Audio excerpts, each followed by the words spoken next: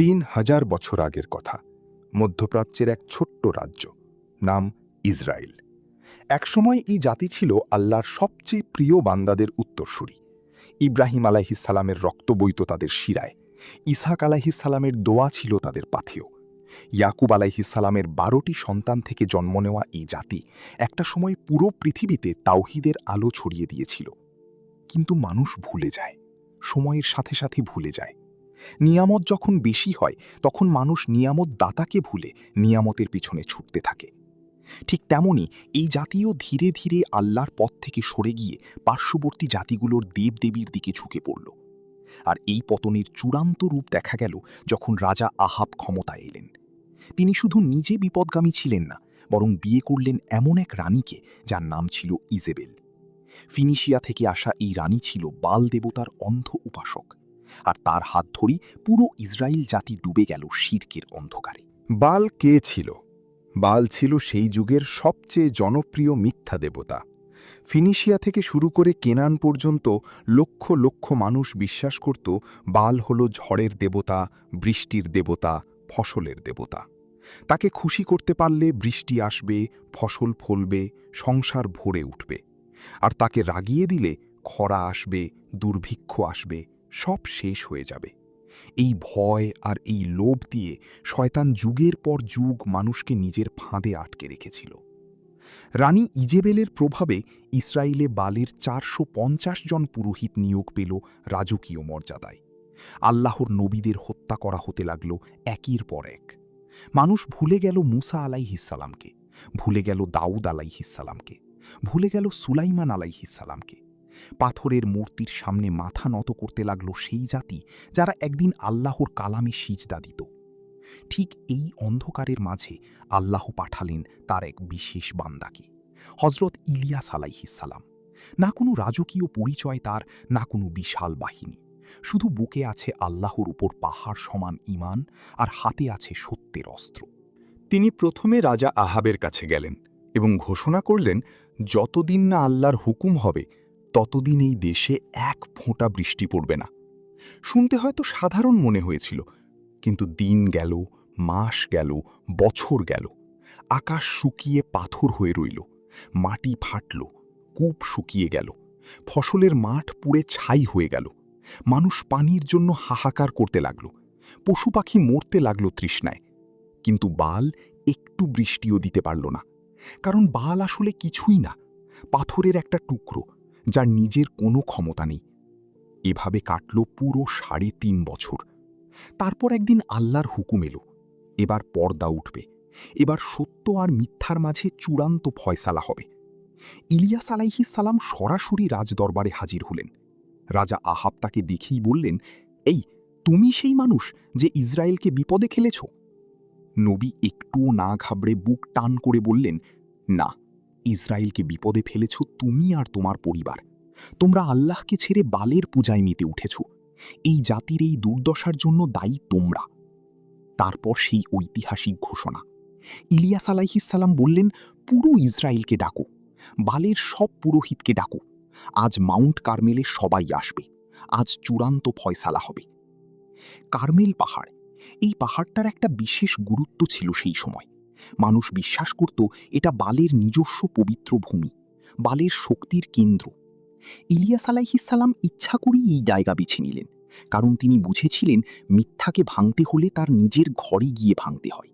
বালের সবচেয়ে শক্তিশালী জায়গায় দাঁড়িয়ে যদি বালের অসারতা প্রমাণ করা যায়, তাহলে কেউ আর কোনোদিনই মিথ্যাকে আঁকড়ে ধরতে পারবে না। নির্ধারিত দিনে পাহাড়ের চূড়ায় এক অভূতপূর্ব দৃশ্য তৈরি হল। হাজার হাজার মানুষ জমা হয়েছে। কেউ কেউ এসেছে কৌতূহলে, কেউ এসেছে ভয়ে, কেউ এসেছে আশায় যে হয়তো আজ কোনো একটা সমাধান হবে। একদিকে দাঁড়িয়ে আছে বালের ৪৫০ জন পুরোহিত। তাদের গায়ে রাজকীয় পোশাক, তাদের চোখে অহংকার, তাদের পেছনে রাজশক্তির সমর্থন। অন্যদিকে দাঁড়িয়ে আছেন একটি মাত্র মানুষ। কোনো পোশাকের চাকচিক্য নেই, কোনো বাহিনী নেই, কোনো রাজকীয় সমর্থন নেই। শুধু আছে আসমান ও জমিনের মালিকের উপর অটুট আস্থা। ইলিয়াস আলাইহিসসালাম সেই বিশাল জনসমুদ্রের সামনে দাঁড়িয়ে এমন একটা কথা বললেন যা আজও মানবজাতির বিবেকে প্রতিধ্বনিত হয়। তিনি বললেন, আর কতদিন কতদিন তোমরা দুই মেরুতে দুলতে থাকবে? আর কতদিন এই দ্বিধার মাঝে আটকে থাকবে? আল্লাহ যদি সত্য হন তাহলে তার পথে চলো, বাল যদি সত্য হয় তাহলে তার পিছনে ছোটো। কিন্তু আজ থেকে আর দুই নৌকায় পা দিয়ে থাকা চলবে না। জনতা চুপ, কেউ একটা শব্দও করল না, কারণ এই প্রশ্নের উত্তর দেওয়ার সাহস তাদের ছিল না। সত্যকে তারা জানত, কিন্তু স্বীকার করার সাহস ছিল না। মিথ্যার সাথে ছিল রাজশক্তি, ছিল সামাজিক চাপ, ছিল অর্থনৈতিক সুবিধা। সত্যের সাথে ছিল শুধু সেই একাকী নবী। তখন ইলিয়াস আলাইহিস সালাম চ্যালেঞ্জ ঘোষণা করলেন। তিনি বললেন, শোনো, আমি একা আর ওরা 450 জন। আমরা দুই পক্ষ দুটো পশু জবাই করে কাঠের উপর রাখব, কিন্তু নিজেরা আগুন দেব না কেউ। তোমরা তোমাদের বালকে ডাকবে আর আমি আমার আল্লাহকে ডাকব। যে ঈশ্বর আকাশ থেকে আগুন পাঠাবেন তিনিই সত্য। সেদিনের জনতা একযোগে বলে উঠল, এটাই হোক, এটাই ন্যায্য পরীক্ষা। কিন্তু তার আগে ইলিয়াস আলাইহিস সালাম এমন একটা কাজ করলেন যা দেখে সেখানকার সবাই হতবাক হয়ে গেল। তিনি 12টা বড় পাথর দিয়ে বেদি তৈরি করলেন। 12টা কেন?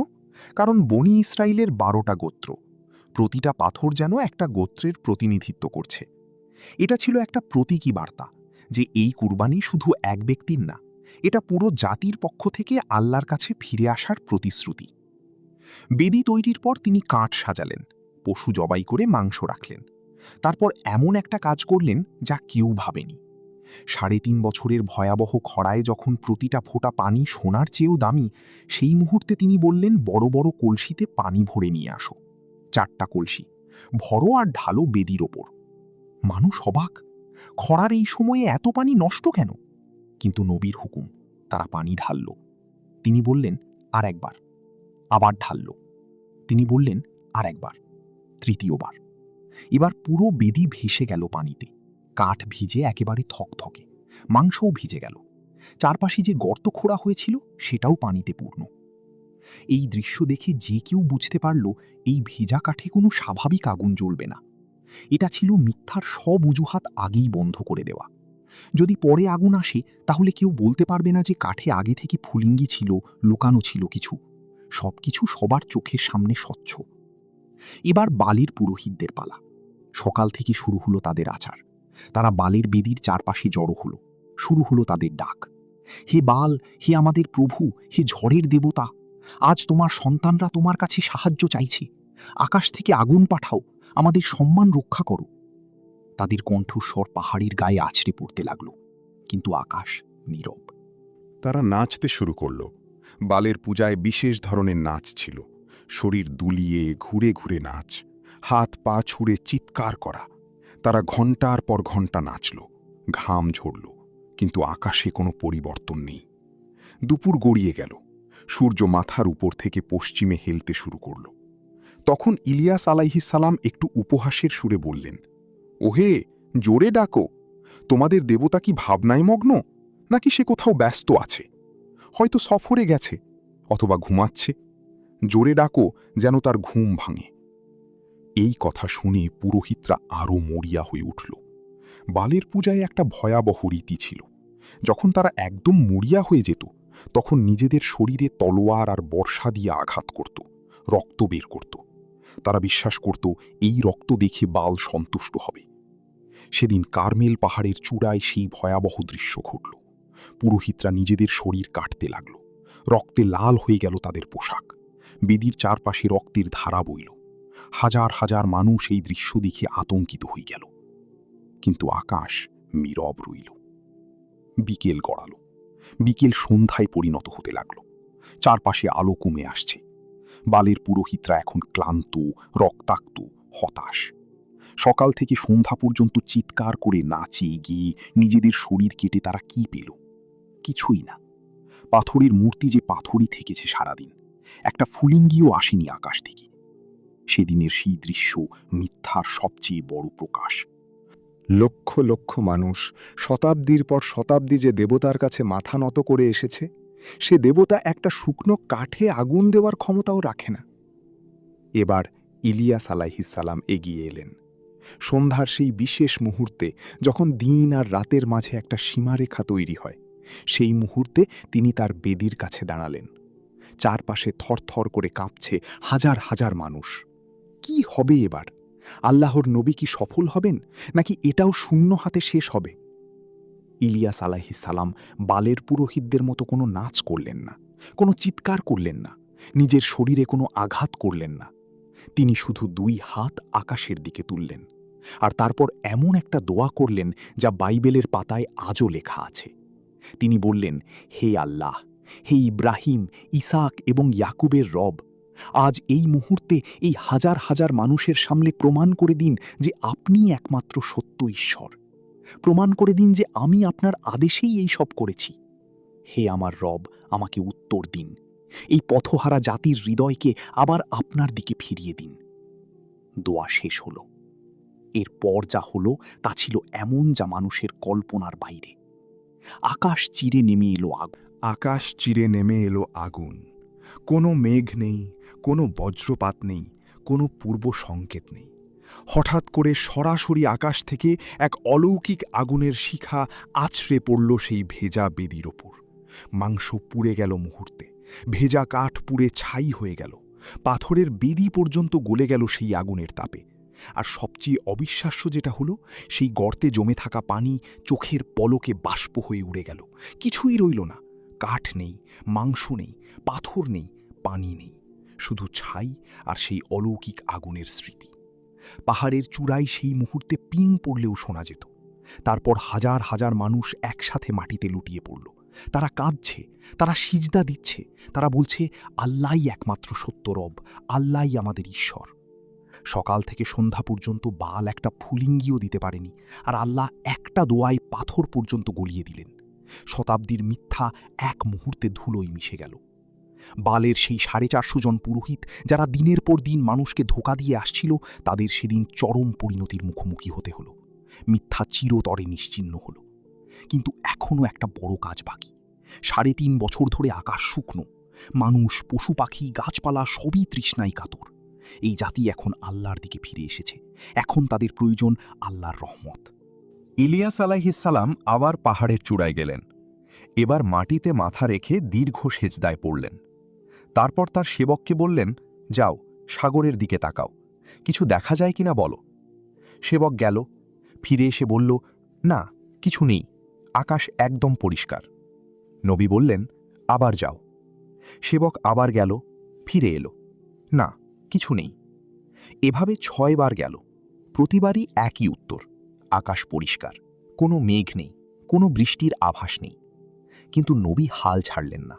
তিনি সিজদায় রইলেন। তার রবের সাথে তার যে সংযোগ, সেটা কখনো ছিন্ন হওয়ার নয়।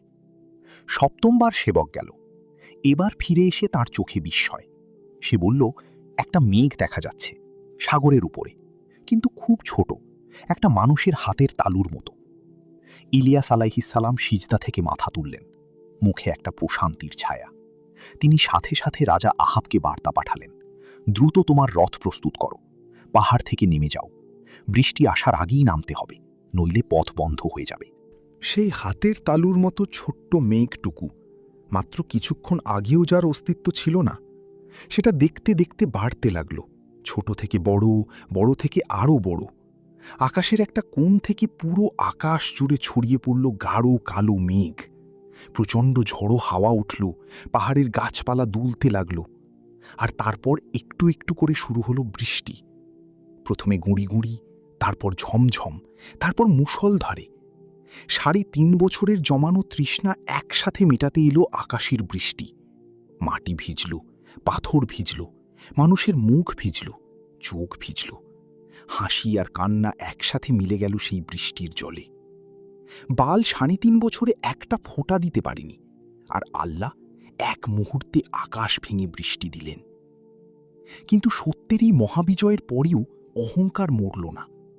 রাজা আহাব প্রাসাদে ফিরে রানী ইজেবেলকে সব বলল, কিভাবে আগুন নামল, কিভাবে পুরোহিতরা পরাজিত হল। এইসব শুনে যে কোনো স্বাভাবিক মানুষ মাথা নত করত। কিন্তু ইজেবেল স্বাভাবিক ছিল না, সে ছিল অহংকারের মূর্তিমান প্রতীক। সত্য যত স্পষ্টভাবেই প্রমাণিত হোক, অহংকারী মানুষ সেটা মানতে পারে না। রানী ক্রোধে অন্ধ হয়ে শপথ করল, আগামী 24 ঘণ্টার মধ্যে সে ইলিয়াস আলাইহিস সালামকে হত্যা করবে। ইলিয়াস আলাইহিস সালাম বুঝলেন, এই রানীর অন্তরে আল্লাহর ভয় নেই, এখানে আর থেকে কোনো লাভ নেই। আল্লাহর হুকুমে তিনি সেই স্থান ছেড়ে চলে গেলেন, মরুভূমির পথে, একাকী। কিন্তু মনে কোনো বিষাদ নেই, কারণ যে কাজ করতে এসেছিলেন সে কাজ সম্পন্ন হয়েছে, সত্য প্রকাশিত হয়েছে, মিথ্যা ধ্বংস হয়েছে, বাকিটা আল্লাহর হাতে। পরবর্তীতে তিনি হজরত আলিয়াসা আলাইহিসালামকে তার স্থলাভিষিক্ত হিসাবে প্রস্তুত করলেন। আর সেই অহংকারী রানী ইজেবেল এবং রাজা আহাবের পরিণতি হল এতটাই করুণ যে ইতিহাস তাদের নাম লিখে রেখেছে অহংকার আর পতনের প্রতীক হিসাবে।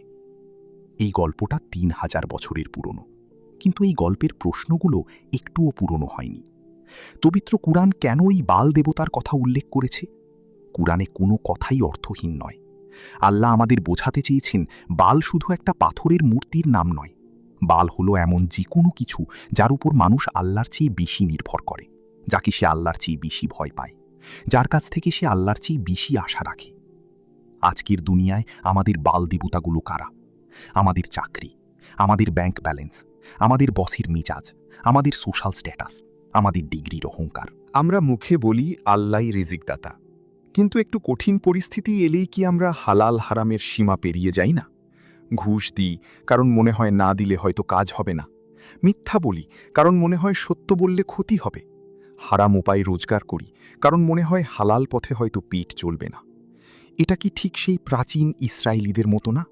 তারাও জানতো আল্লাহ সত্য, কিন্তু তারপরও ভয়ে বালের সামনে মাথা নত করত। আমরাও জানি আল্লাহই রিজিকদাতা, কিন্তু তারপরও ভয়ে দুনিয়ার মিথ্যা দেবতাদের সামনে হাত পেতে বসে থাকি। ইলিয়াস আলাইহিসসালাম সেই পাহাড়ের চূড়ায় দাঁড়িয়ে যে প্রশ্নটা করেছিলেন, ৩,০০০ বছর পরে সেই একই প্রশ্ন আজ আমাদের বিবেকের দরজায় কড়া নাড়ছে। আর কতদিন দুই নৌকায় পা দিয়ে চলবি? আর কতদিন মুখে আল্লাহ আর মনে দুনিয়া নিয়ে বেঁচে থাকবে? আসুন আমাদের অন্তরের ভেতরে লুকিয়ে থাকা সেই মিথ্যার দেবতাগুলোকে চিহ্নিত করি। সেই চাকরির ভয় কি, সেই মানুষের কথার ভয় কি, সেই দারিদ্র্যের ভয় কি, যেগুলো আমাদের আল্লাহর থেকে দূরে সরিয়ে রাখছে। আর ফিরে আসি সেই মহান রবের দিকে, যিনি ৩.৫ বছরের খরা এক মুহূর্তে শেষ করে দিতে পারেন, যিনি হাতের তালুর মতো ছোট্ট একটা মেঘকে পুরো আকাশ ভরা বৃষ্টিতে পরিণত করতে পারেন, যার একটা আদেশে ভিজা পাথরও পুড়ে ছাই হয়ে যায়। তিনিই আমাদের রব, তিনিই আমাদের রিজিকদাতা, তিনিই আমাদের একমাত্র ভরসা।